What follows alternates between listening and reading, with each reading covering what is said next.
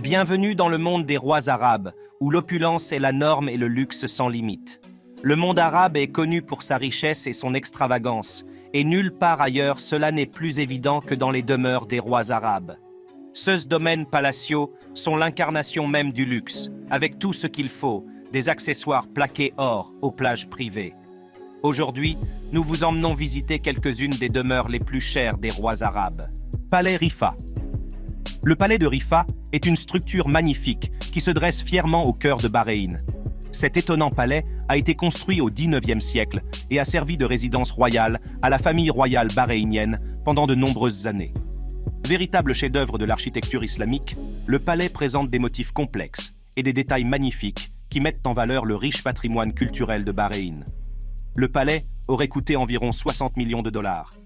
West Rifa est principalement un quartier résidentiel où vivent la plupart des membres de la famille régnante, des ministres et des investisseurs.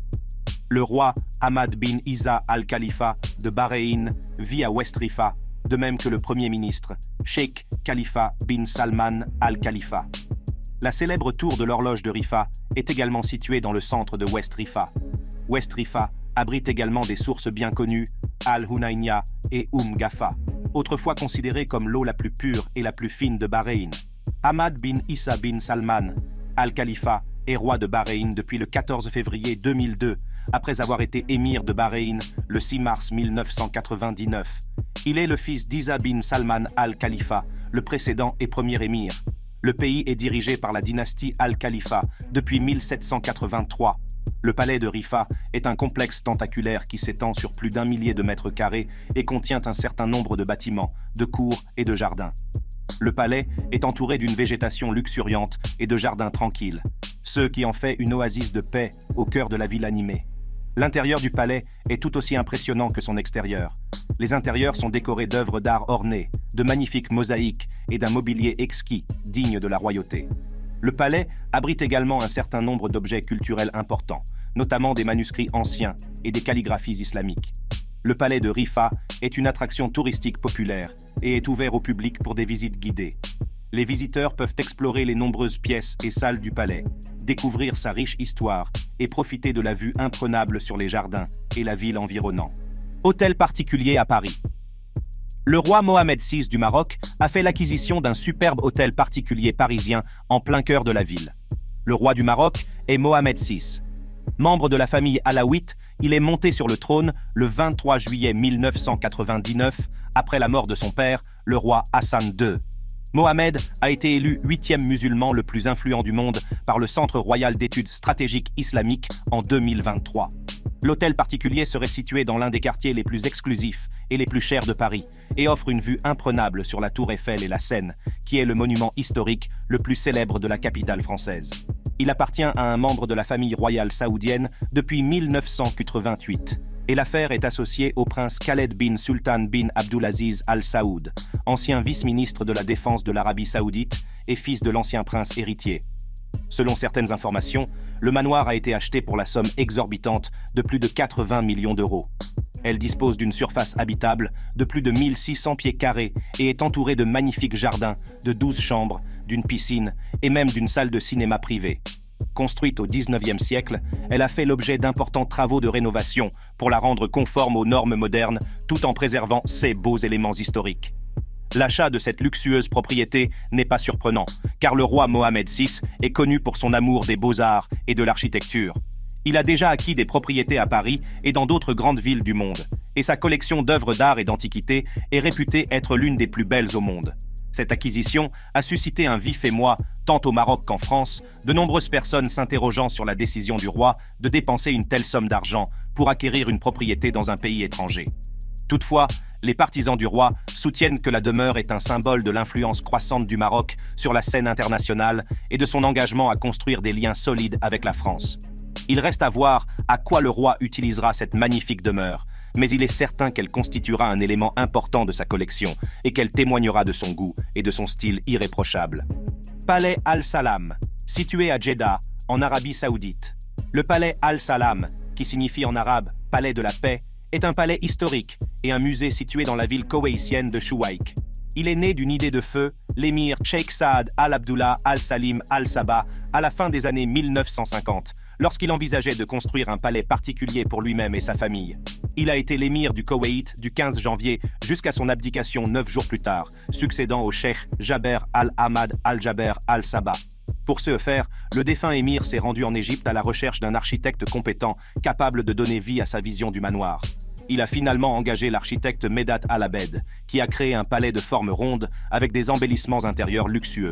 Depuis son ouverture officielle, le palais Al-Salam a accueilli 166 dirigeants du monde entier, dont le Shah d'Iran, Mohammad Reza Pahlavi, l'ancien président français Valéry Giscard d'Estaing, ainsi que Charles et Diana, princes et princesses de Galles. Le palais, dont le coût total s'élève à environ 16,5 millions de dollars américains, se distingue par ses caractéristiques magnifiques et luxueuses. Il se distingue par ses aménagements exceptionnels et sophistiqués. Sa forme ronde extérieure sophistiquée se reflétait dans sa conception intérieure, avec des lustres en cristal visibles à travers les fenêtres, illuminant le magnifique environnement de la plage de Shuwaik pour que les piétons puissent l'admirer. Les hôtes du Koweït étaient toujours accueillis au palais Al-Salam jusqu'en 1990, date à laquelle l'Irak a envahi le pays, démoli le palais et emporté ses trésors. Après la libération du pays en 1991, le palais est tombé dans l'oubli, surtout après avoir cédé son rôle et ses tâches au palais Bayan, nouvellement construit pour accueillir les invités du pays. Le palais est resté abandonné et négligé jusqu'en 2013, lorsque Sheikha Mona Al-Jaber Al-Sabah, directrice de l'ancien centre de documentation et des bibliothèques Amiri Diwan, a recommandé de restaurer le vieux palais et de le transformer en un musée retraçant les 300 ans d'histoire du Koweït. Combined Group Contracting s'est vu attribuer un contrat de 39 millions KWD, 129 millions USD, pour la rénovation et la reconstruction du palais Al-Salam. Son Altesse, l'émir Sheikh Sabah Al-Ahmad Al-Jaber Al-Sabah a approuvé et encouragé la proposition de Sheikha Mona, CE qui a incité l'Amiri Diwan à mener à bien la reconstruction du palais jusqu'à CE qu'il soit finalement achevé et officiellement inauguré par son Altesse, l'émir, le 29 avril 2019. La structure fraîchement restaurée abrite une collection d'antiquités rares et contribue à préserver le patrimoine culturel national du Koweït. Il a été créé pour plaire à la génération moderne, avec les méthodes d'exposition technique les plus récentes utilisées pour illustrer l'histoire du Koweït aux touristes d'une manière innovante et distinctive. Palais Al-Husseiniya. Le palais Al-Husseiniya est un palais à couper le souffle dans lequel réside en Sa Majesté le roi Abdullah II, Sa Majesté la reine Rania Al-Abdullah et son Altesse royale le prince héritier Al-Hussein bin Abdullah II. Ce palais a coûté 150 millions de dollars. Abdullah II bin Al-Hussein est le roi de Jordanie. Il est monté sur le trône le 7 février 1999. Il est membre de la dynastie hachémite, qui est la famille royale régnante de Jordanie depuis 1921 et est considéré comme un descendant direct de la 41e génération du prophète islamique Mahomet. Il a été le plus ancien dirigeant arabe en exercice. Il a été considéré par le Centre royal islamique d'études stratégiques comme le musulman le plus influent du monde en 2016 et s'est classé 5e en 2022 et 2023. La conception du palais Al-Husseiniya allie la tradition architecturale arabo-islamique, comme en témoignent les arcs et les décorations sur les murs et les portes, à la simplicité et à l'élégance de la décoration intérieure. Outre les salles où se déroulent les différentes parties et les grandes réunions lors des visites officielles, le palais d'Al-Husseiniya comprend également les bureaux du chef de la cour royale hachémite et du chef du protocole royal. En outre, le palais dispose d'une salle à manger, d'une salle pour les grandes célébrations et d'une place de cérémonie extérieure, située dans l'espace entre le palais et la mosquée du roi Hussein, où les monarques et les présidents sont reçus. La plupart des réunions quotidiennes et des entretiens officiels se déroulent dans ce palais, surnommé Al-Husseiniya, en raison de sa proximité avec la mosquée du roi Hussein bin Talal. Cornwall Terrace Mega Mansion. Le Cornwall Terrace Mega Mansion est l'un des manoirs les plus luxueux au monde. Il est situé au cœur de Regent's Park, à Londres, en Angleterre, et constitue un exemple étonnant d'architecture géorgienne. Ce magnifique manoir est un chef-d'œuvre de conception architecturale. Il a été construit au début des années 1800 et conçu par John Nash, un architecte britannique renommé, qui a également conçu le palais de Buckingham. Le manoir se compose de 8 grandes maisons, chacune ayant ses propres caractéristiques et son propre style. Le manoir s'enorgueillit d'une surface habitable de plus de 2500 mètres carrés, avec 7 étages de pièces et d'équipements opulents. Dès que l'on entre dans le manoir, on est accueilli par un grand escalier en colimaçon qui mène aux étages supérieurs. Le manoir compte au total 9 chambres, 10 salles de bain et 4 salles de réception, chacune décorée dans un style unique et élégant. L'intérieur du manoir est tout aussi impressionnant. Les pièces sont spacieuses et magnifiquement décorées de plâtres ornés, de cheminées en marbre et de lustres en cristal. L'hôtel possède également un grand escalier qui ajoute à la grandeur de la propriété. Plusieurs balcons offrent une vue imprenable sur le parc et l'horizon de la ville. Il possède un magnifique jardin qui offre une retraite sereine et paisible, loin de l'agitation de la vie citadine. Le manoir dispose d'un spa, d'une piscine, d'une salle de sport, d'une cave à vin et même d'une salle de cinéma. Avec ses équipements luxueux et son emplacement de choix, Cornwall Terrace Mega Mansion est une propriété unique en son genre qui ne manquera pas d'impressionner les clients les plus exigeants. En 2014, Sheikha Moza bin Nasser Al Misned a payé 191 millions de livres sterling pour 3 propriétés londoniennes adjacentes. La famille royale du Qatar a réuni les 3 résidences en une méga mansion. 1, 2 et 3 Cornwall Terrace. Avec l'ajout de cette méga maison, la famille royale du Qatar possède désormais plus de biens immobiliers à Londres que la famille royale d'Angleterre. D'une valeur estimée à 313 millions de livres sterling une fois achevée, cette nouvelle propriété devrait être la plus chère de Londres. Decimus Burton, un protégé de John Nash, l'architecte du palais de Buckingham, a créé cette immense maison. Sheikha Moza bint Nasser Al Misned est l'épouse du Cheikh Hamad bin Khalifa Al Thani. Ce dernier a été l'émir du Qatar de 1995 à 2013, date à laquelle il a renoncé au trône, cédant le pouvoir à son fils Tamim bin Hamad Al Thani. Les maisons sont reliées entre elles et forment une façade impressionnante. L'extérieur du manoir est fait d'élégantes pierres de Portland, ce qui lui confère un aspect intemporel et classique. Il a été impeccablement entretenu au fil des ans. Cornwall Terrace Mega Mansion a une histoire riche et a abrité plusieurs personnalités au fil des ans. C'est aujourd'hui l'une des propriétés les plus recherchées de Londres, dont le prix s'élève à plusieurs dizaines de millions de livres. Ce manoir est un véritable chef-d'œuvre d'architecture et de design, qui témoigne de la grandeur et de l'opulence d'une époque révolue. Château Louis XIV. Le château Louis XIV est un magnifique château situé juste à l'extérieur de Paris, en France. Construit au XVIIe siècle, le château a été conçu pour être une représentation grandiose de Louis XIV et de l'âge d'or de l'architecture française. Le château a été créé avec les meilleurs matériaux disponibles à l'époque, et chaque détail a été soigneusement étudié pour créer un ensemble cohérent et impressionnant. Avec sa fontaine à feuilles d'or, ses statues de marbre et son labyrinthe de haies situé dans un vaste parc paysager de 57 acres, le grand château semble avoir été construit à l'époque de Versailles, le palais royal qui constitue la référence en matière de luxe extravagant. L'extérieur du château est à couper le souffle, avec un style français classique qui se caractérise par une façade symétrique, de hautes fenêtres et une entrée grandiose. Le bâtiment est entouré de jardins soignés et de fontaines qui ajoutent à l'élégance générale de la propriété. L'intérieur du château est encore plus impressionnant. Chaque pièce est décorée de détails ornementaux, des moulures sculptées au plâtre complexe. Les lustres scintillent à la lumière et les sols en marbre brillent sous les pieds. Derrière le design classique du XVIIe siècle se cache la technologie du XXe et XIe siècle. Tout dans le manoir peut être contrôlé à distance à l'aide d'un iPhone. L'air conditionné, le système audio, les lumières et même les fontaines. En outre, il y a une grande salle de cinéma et une chambre sous-marine transparente avec des esturgeons et des carpes koi qui nagent au-dessus de la tête. Construit entre 2008 et 2011 par l'homme d'affaires français Emad Khashoggi, le château a été conçu pour ressembler à un manoir du XVIIe siècle avec des détails ornés de feuilles d'or et des éléments architecturaux français classiques. Le château s'enorgueillit de 10 hectares de jardins magnifiquement entretenus, d'une douve et d'une superbe piscine à débordement. À l'intérieur, le château est orné de feuilles d'or 23 carats, de sols en marbre et de lustres en cristal. Il compte 10 chambres et une grande salle de bal pouvant accueillir jusqu'à 100 invités. Le château a été vendu en 2019 à un acheteur dont l'identité n'a pas été révélée, pour la somme astronomique de 320 millions de dollars, ce qui en fait la maison la plus chère jamais vendue. Le magazine Fortune l'a qualifiée de maison la plus chère du monde. Et Town & Country s'est pâmé devant sa fontaine à feuilles d'or, ses statues de marbre et son labyrinthe de haies situé dans un parc paysager de 57 acres. Mais malgré tous ces détails somptueux, un élément manquait, l'identité de l'acheteur. Les traces écrites mènent désormais au prince héritier Mohammed bin Salman, l'héritier saoudien du trône, qui est la force motrice d'une série de réformes ambitieuses qui remodèlent l'Arabie saoudite et secouent le Moyen-Orient.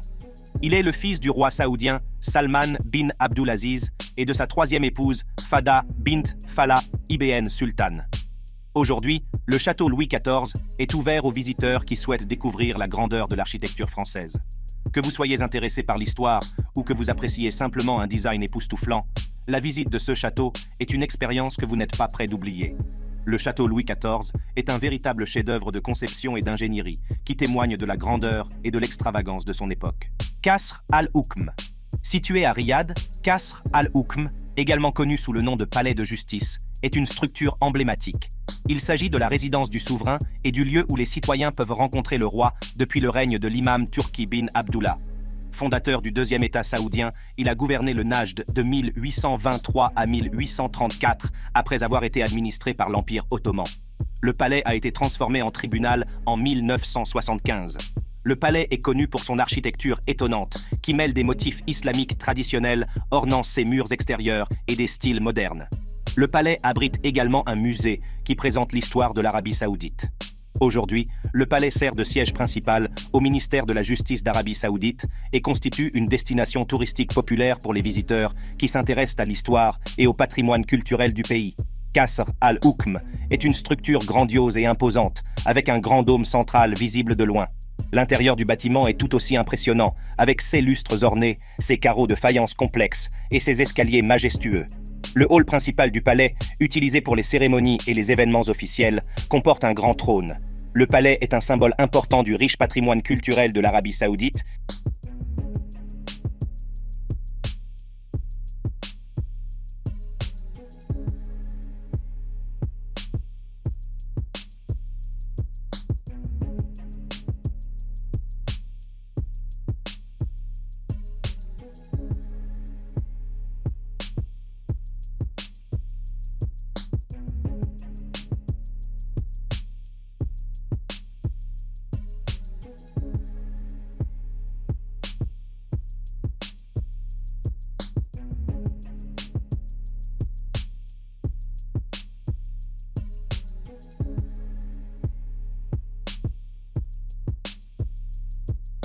Le projet a également reconstruit deux portes de la ville, Al-Toumaïri et Al-Doukna, qui avaient été démolies en 1953, ainsi qu'une petite section du mur et une tour de guet, toutes à leur emplacement d'origine, et a construit plusieurs places pour le public et un nouveau grand souk.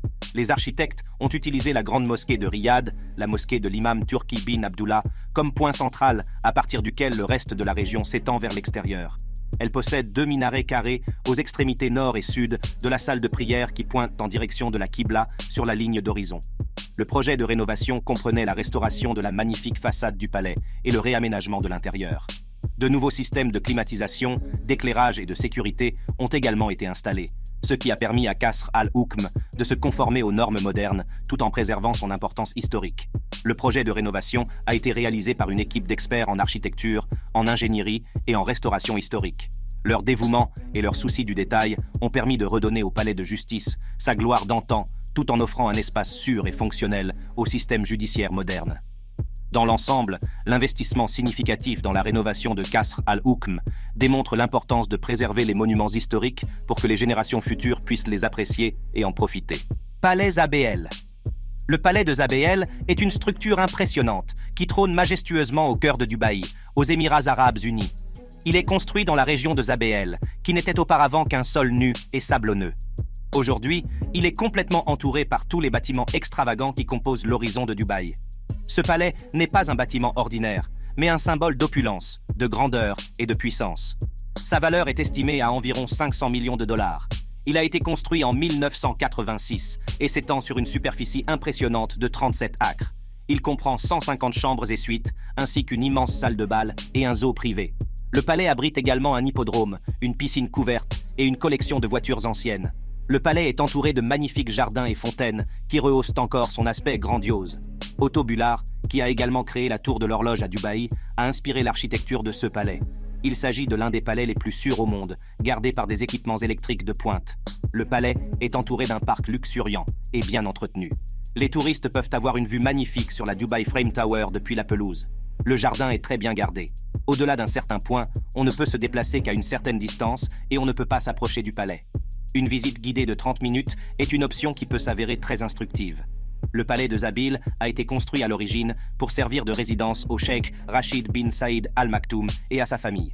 Aujourd'hui, il sert de résidence officielle au souverain de Dubaï, le cheikh Mohammed bin Rachid Al Maktoum, un homme politique et un roi émirati qui est l'actuel souverain de Dubaï et occupe les fonctions de vice-président, de premier ministre et de ministre de la Défense des Émirats arabes unis.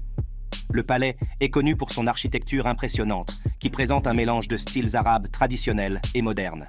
Les visiteurs du palais Zabil peuvent s'émerveiller devant son extérieur, orné de motifs géométriques islamiques complexes, d'arches et de dômes.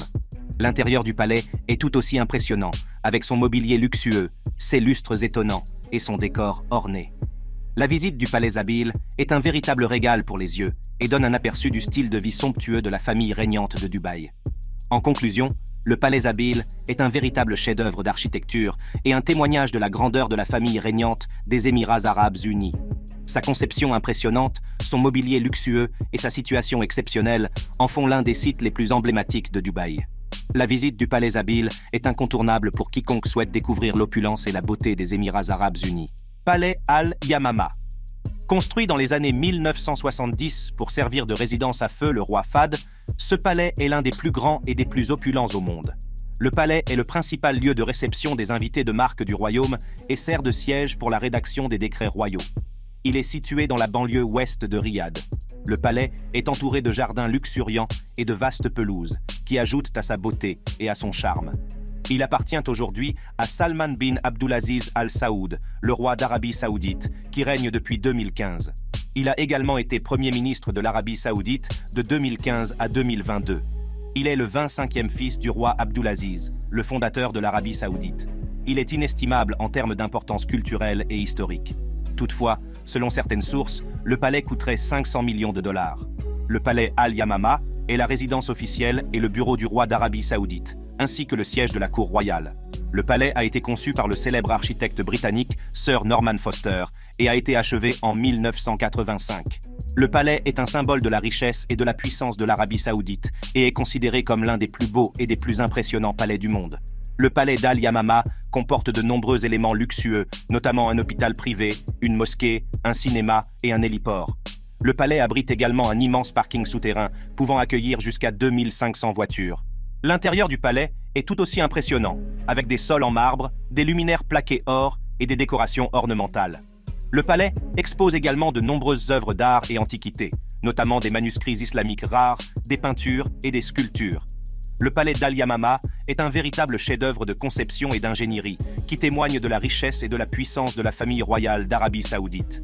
Sa grandeur et sa beauté font plaisir à voir, et une visite du palais est une expérience qui restera gravée dans votre mémoire.